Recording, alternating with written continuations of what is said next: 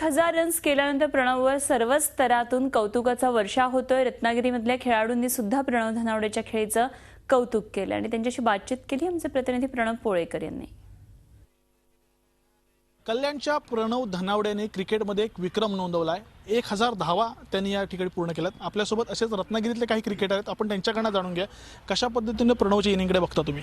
प्रणवची ही inning जगातली पहिली inning असावी जी 1000 रन पूर्ण करणारी असावी आणि अशा प्रकारचे खेळाडू अजून व्हायला पाहिजेत आणि अशा प्रकारचे इनिंग्स जास्तीत जास्त व्हायला पाहिजेत, जेणेकरून नवीन येणारी पिढी आणि त्यातले खेळाडू उत्पन्न होतील आणि भारतासाठी मोठी कामगिरी करून दाखवतील।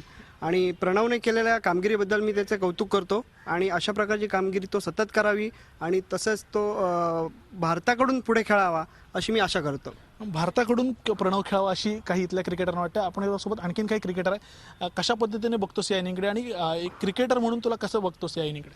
ओमकार धनावडेने काल 752 धावा केल्या, तेव्हापासून आमचं त्याच्या इनिंगकडे लक्ष आहे।